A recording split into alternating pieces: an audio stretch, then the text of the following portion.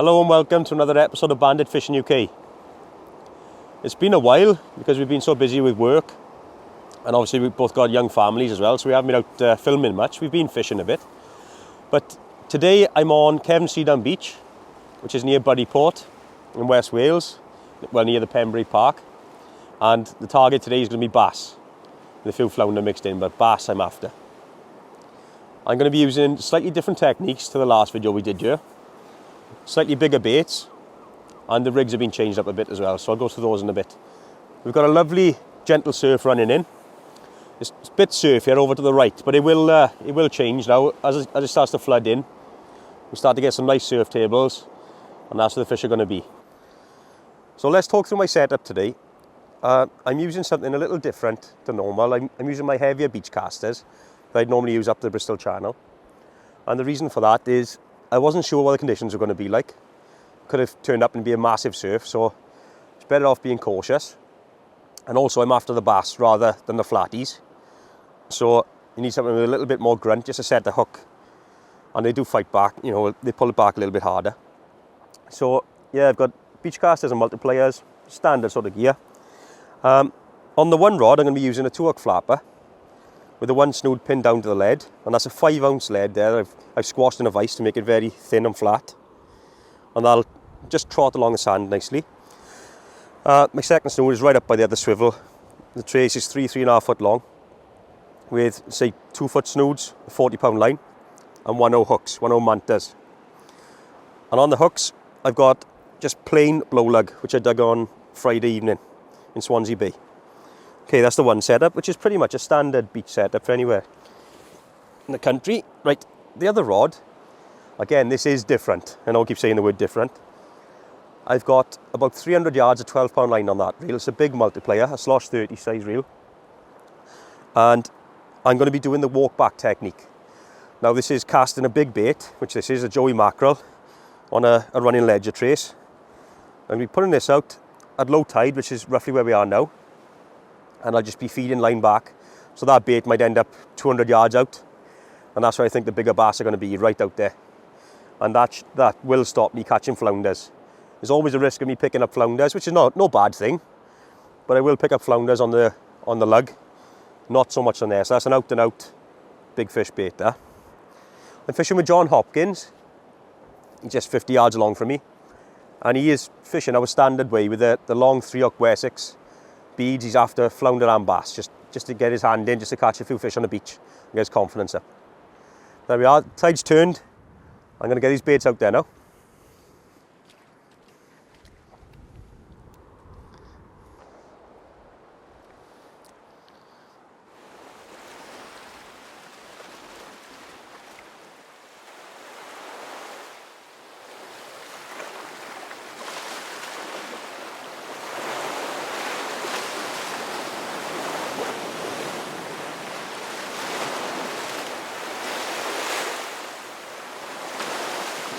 So it's important on a surf beach. They're so big and often they're quite featureless. So you're looking for an area to fish that stands out slightly to the rest of them. Like I say, you've got a long flat beach, and to my right as I look out to sea, it's much the same. There's a wreck in the far distance, which is a bit of a feature. There's a slightly deeper area. But apart from that, it's pretty gradual. But then to my left, you've got the mouth of the River Locher, and a big sandbar which comes down from the North Channel. And right in front of us you've got a corner, and in that corner it's slightly deeper, and just by looking around you can see how many shells and little creatures that have been washed in. You can see how much food is caught in this area just naturally. And there's also in front of me there's a slightly deeper area, because I can tell that because I've got a short length of breakers in front of me, and then a flat section, and just past that another set of breakers. That tells me I'm fishing this side of a sandbar in a deeper ditch, and that to me that screams fish, especially bass and flounder. So just use a bit of watercraft when you go to a beach. Don't just plonk your stand and just think, oh, I'm fishing there. Have a little look around first, look for those flat spots, and just hedge your bets. Look for the better areas.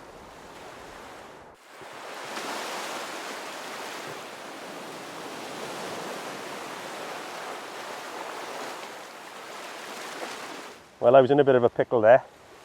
Bit of a tangle, this little fish had just worked on tide. Target species, obviously not the target size. I'm just going to pop that back. That was on the lug bait.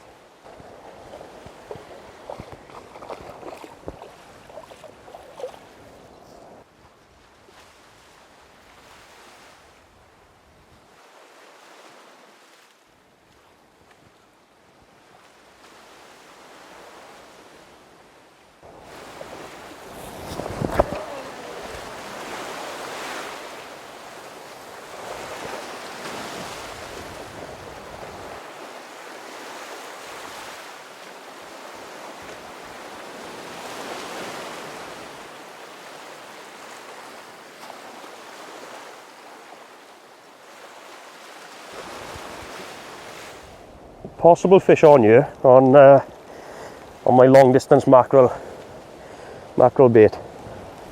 I was literally down to the last couple of winds on my spool, so I was probably 300 yards out. Could be nothing. The lead could be digging in, but I'm sure I was having a few knocks. That's out to serious, still out to serious way. I got half the reel on, my arms are hanging off. Yeah, there's a fish on. There's a fish on, yeah? I concentrate. There's a lot of weed. A lot of weed on.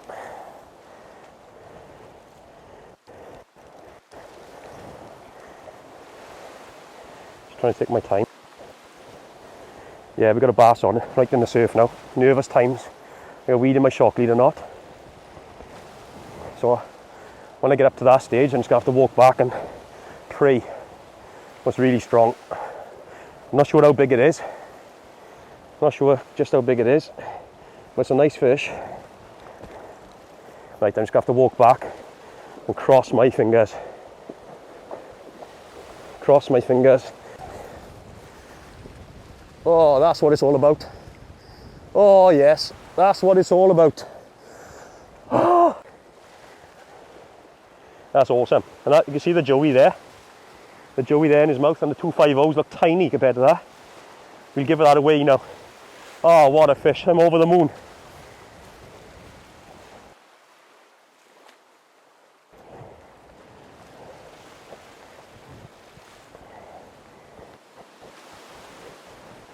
Right, so I've just weighed this fish. That's the one that came on a whole joey. He's still fighting fit. £5 on the button. £5, and he's a prime fish. Look at the shape of him, like a torpedo. I'm just going to try to get it back. He will take a bit to recover in because it was such a long fight. But let's get him back.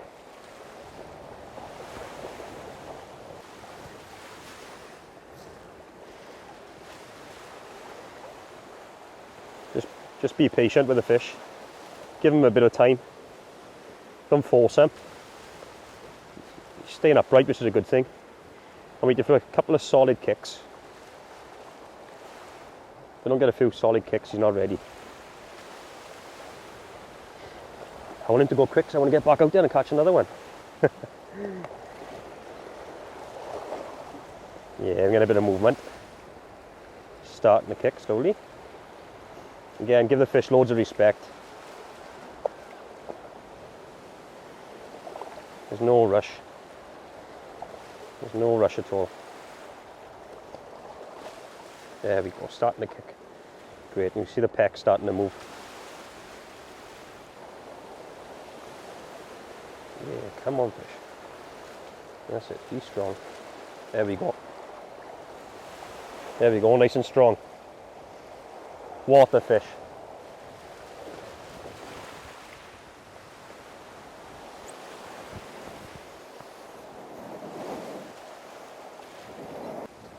Okay, bear with me if I'm looking behind me because I got a bite on my lug rod. So, right, this is the rig I've just caught that bass on, that 5-pounder, the running ledger. So I'm going to put a fresh joey on.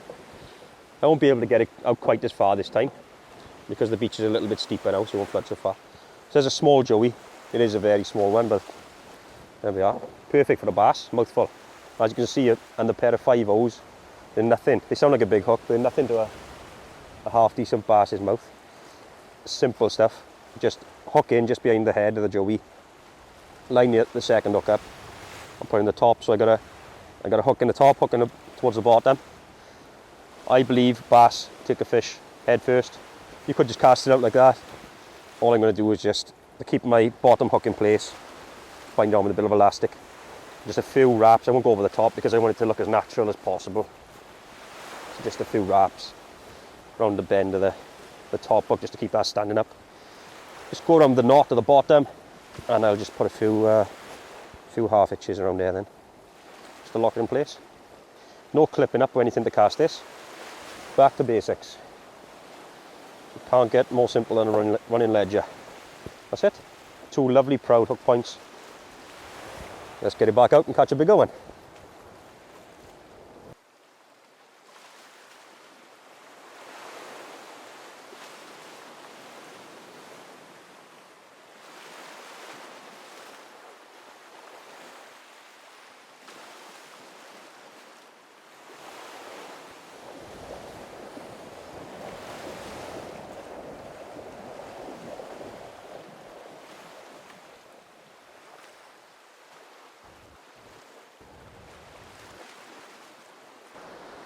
Right, there's a bite on my left-hand rod. What I've done, because it was a bit slow, is I've gone back to the old faithful 7-foot Wessex and 3-hook Wessex with the white beads, and that's what has really worked for us in the past. And I've been having a few taps on it. It's only been out there 5 or 6 minutes. Just waiting for a more positive bite, and I'll bring it in. Yeah, that is a school bass.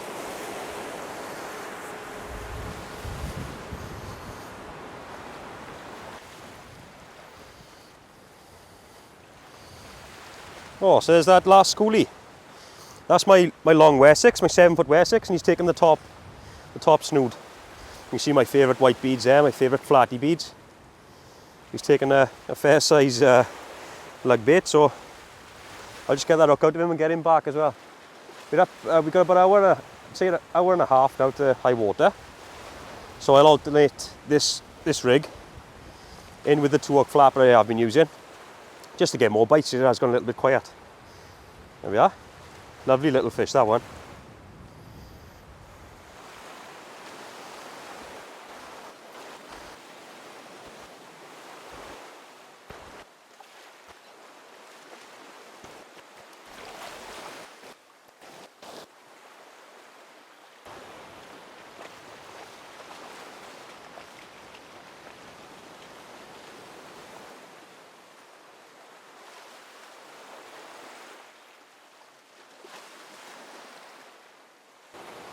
It's hard to know when you've got so much line out with a big lead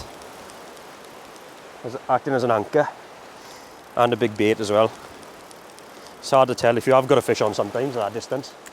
And obviously with 250, 300 yards of line out, there's a lot of stretch as well.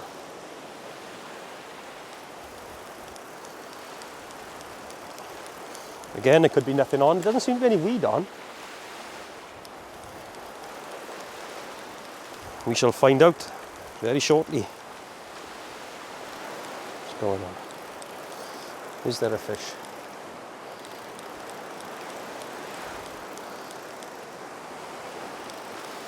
No, I don't think there's a fish on there. Nope.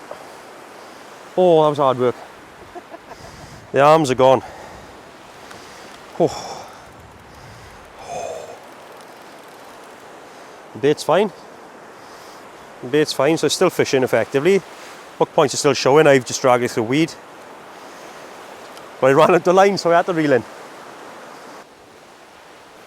Okay, so this is the last joey going out of the day because we're getting closer and closer to the high tide mark. Again, you see him again. Simple stuff. Simple stuff. And again, just a little bit of a bind. It's been quiet. The flounders haven't turned up for whatever reason. And usually you can count on those. And John has really tried hard for them. I've put the scratching rigs out. I thought I'd get pestered by them on the 1-0s with the lug. But for whatever reason, they just haven't played ball today. So there we go. Another nice fresh joey bait ready to go out.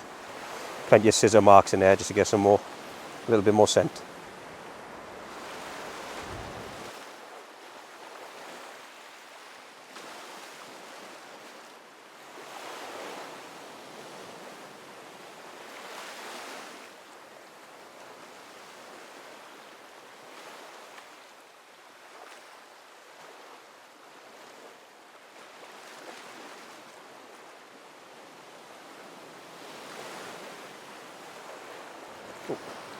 So there we go, another small bass, small schoolie. That's taking a real big worm bait. When I'm putting the baits out of that size on one hose. But they've started stripping the hooks now, which they weren't doing early on in the tide. They've become a bit of a nuisance, if anything. The worm baits are just not getting a good soak. But I've got one more cast out there. Well, my last cast is out there already. We'll see what happens with this. But at least we're getting plenty of action anyway.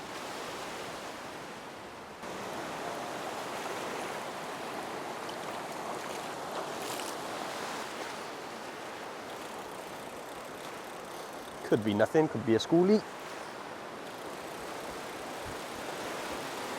Oh, I got cramp in the forearm. Yeah. I think it's a fish on, yeah.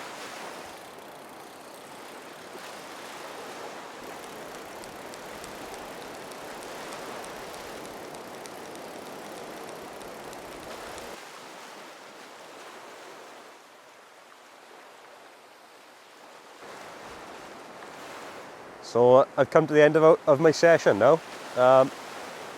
It got slower as the session went on really, because the surf seemed to drop off. It's almost flat, and that's never good for a surf beach. The conditions when we first started was spot on. So I had a lovely bass early on the joey, £5 on the dot. But since then I've just been pestered by school bass, small bass. There must be loads out there. And up towards high water, they were stripping the hooks bare as well, so I don't think I was fishing very effectively. The biggest surprise today was no flounder, which this beach is known for. John tried hard as well. I think he had a couple of schoolies in the end, but no flounder for him either, and he was targeting them. But thanks very much for watching, as always. Please subscribe if you haven't already, and we'll see you on the next episode.